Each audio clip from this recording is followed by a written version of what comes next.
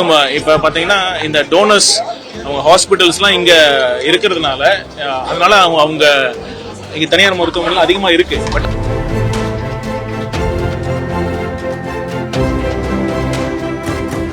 நம்ம தேவையான அளவுக்கு கொசு ஒழிப்பு பணியாளர்களும் நம்ம பணியில நம்ம அப்பாயிண்ட் பண்ணியிருக்கிறோம். அவங்களுக்கு தேவையான அந்த கொசு ஒழிப்பு மருந்துகளும் நம்ம கொடுத்துருக்கிறோம்.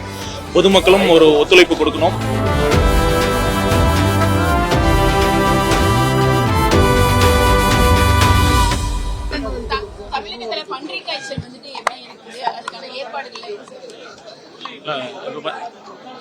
இப்போ பார்த்தீங்கன்னா முதல்ல நான் டெங்கு பற்றி நான் சொல்கிறேன்.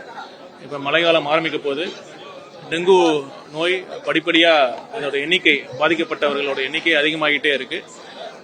நம்ம தேவையான அளவுக்கு கொசு ஒழிப்பு பணியாளர்களும் நம்ம அந்த பணியில் நம்ம அப்பாயிண்ட் பண்ணியிருக்கிறோம். அவங்களுக்கு தேவையான அந்த கொசு ஒழிப்பு மருந்துகளும் நம்ம கொடுத்துருக்குறோம். பொதுமக்களும் ஒரு ஒத்துழைப்பு கொடுக்கணும். இந்த டெங்கு அந்த நோய் பரவக்கூடிய அந்த கொசு பார்த்தீங்கன்னா பகல்ல கடிக்கக்கூடிய கொசு தான் இருக்கும். அது சுத்தமான தண்ணீர் தான். கழிவு நீர்ல இருக்கிற மலேரியா பரப்பக்கூடிய கொசு மாதிரி இது கழிவு நீர்ல இருக்காது, சுத்தமான நீர்ல இதுதான் இருக்கும். அதனால பொதுமக்களும் தங்கள் வீட்லயும் சுற்றியுள்ள பகுதிகளிலும் இந்த மாதிரி இந்த மழை நீரும் அந்த சுத்தமான நம்ம தண்ணி தேக்க வைக்கிற அந்த நீரும் தேங்காத மாதிரி பார்த்துக்க வேண்டியது நம்மளுடைய பொறுப்பு. அப்புறம் காய்ச்சல் வந்தா கண்டிப்பாக நீங்க மருத்துவமனைக்கு அணுகணும். வீட்டில இருந்தே நீங்க பார்க்க வேண்டாம். ஏன்னா சாதாரண சளி காய்ச்சல் இல்லாம மற்றபடி டெங்கு அறிகுறிகளான பார்த்தீங்கன்னா காய்ச்சல், தலைவலி, வாந்தி இருக்கு, தீராத உடல் வலி அப்படி இருந்ததுன்னா கண்டிப்பாக நீங்க மருத்துவரை அணுகணும். மருத்துவமனைக்கான வசதியை அணுகணும். ரத்த பரிசோதனை மேற்கொண்டு மருத்துவர்களுடைய ஆலோசனைப்படி நீங்க இது பண்ணணும்.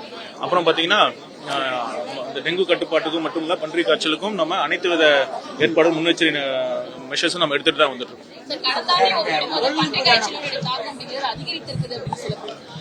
இல்ல பாத்தீங்கன்னா அது பல்வேறு காரணங்கள் இருக்கு. நம்ம இதுக்கான தடுப்பு முயற்சிகள் என்னென்ன பண்ணணுமோ அதெல்லாம் நம்ம பண்ணிட்டு தான் இருக்கோம். அரசு கண்டிப்பாக ஆயத்தமா இருக்காது எதிர்கொள்றது. கடந்த ஆண்டு பாத்தீங்கன்னா இன்ற நாள் வரை பாத்தீங்கன்னா ஆகஸ்ட் கடந்த ஆண்டுல பாத்தீங்கன்னா 25,000 டெங்கு காய்ச்சல் கன்ஃபர்ம்டு கேசஸ் இருந்து இந்த ஆண்டு அதுல பாதியா தான் இருக்கு. அதே மாதிரி இறப்புகள் பாத்தீங்கன்னா ஆகஸ்ட் வரைக்கும் ஒரு 12 இறப்புகள் இருந்தது. சென்ற ஆண்டு இந்த நாள் வரைக்கும் இப்ப நம்ம இது வரைக்கும் 4 இறப்புகள் இருக்கு. பட் ஆனா நம்ம இதனால நம்ம இந்த வருஷம் கம்மியா இருக்குன்னு நம்ம அஸ்யூம் பண்ண முடியாது. இனிமேல் தான் அந்த காய்ச்சல் வர சீசன் அதிகமாக போகுது. அதற்கான அனைத்து முன்னெச்சரிக்கை மெஷர்ஸ் நம்ம எடுத்துட்டு இருக்கோம். பொதுமக்களும் ஒரு விழிப்புணர்வோட இருக்கணும். தமிழகம் முதலிடம் வைக்குது. ஆனா உடல் உறுப்பு தானம் பெரும்பாலான மருத்துவமனைகள் தனியார் மருத்துவமனைக்கு தான் உடல் தானம் கொடுப்பதா அறிய முடியுது ரீசெண்டா. என்ன காரணம் சொல்றாங்க? இல்ல நம்ம அப்படி இல்ல, அரசு மருத்துவமனை நம்ம பண்ணிட்டு தான் இருக்கிறோம். நம்ம அரசு இப்ப பாத்தீங்கன்னா இந்த டோனர்ஸ் அவங்க ஹாஸ்பிட்டல்ஸ்லாம் இங்க இருக்கிறதுனால அதனால அவங்க இங்க தனியார் மருத்துவமனைகள் அதிகமா இருக்கு. பட் அதே சமயத்துல நம்ம பல அரசு மருத்துவமனைகள் பண்ணிட்டு தான் இருக்கோம். வருங்காலங்கள்ல இந்த உடல் உறுப்பு தானம் அந்த சிகிச்சை அனைத்து வந்து வெளிப்படைத்தன்மை இல்லாததை நம்மளால கவனிக்க முடியும் சார். ராஜீவ்காந்தி ஹாஸ்பிட்டல்ல நேற்று முன்தினம் கூட ஒரு குழந்தை வந்து இறக்குறாங்க. 4 உடல் உறுப்புகள் வந்து தானமா வழங்கப்படுது. 4 உடல் உறுப்புகளும் தனியார் மருத்துவமனை தான் வழங்கப்படுது. அரசு மருத்துவமனை சேர்ந்த ஒருவர் கூட அதுல வந்து பலன் பெற முடியாத ஒரு சூழல் இல்ல. இந்த உடல் உறுப்பு தானத்தை ப்ராப்பரா ரெகுலேட் பண்றதுக்கு இந்த தமிழ்நாடு டிரான்ஸ்பிளான்ட் அத்தாரிட்டின்னு ஒரு அமைப்பு இருக்கு. அதுல வந்து எந்த வித முறைகேடும் நடக்கிறதுக்கு வாய்ப்பு இல்லை. ஏன்னா பாத்தீங்கன்னா அதுக்கு ஸ்டாண்டர்ட் கைட்லைன்ஸ் இருக்கு. யார் யார் அந்த உடல் உறுப்பு வேணும் அப்படின்னு நம்ம ரெஜிஸ்டர் பண்ணணும். அது ஒரு வெயிட்டிங் லிஸ்ட் இருக்கு.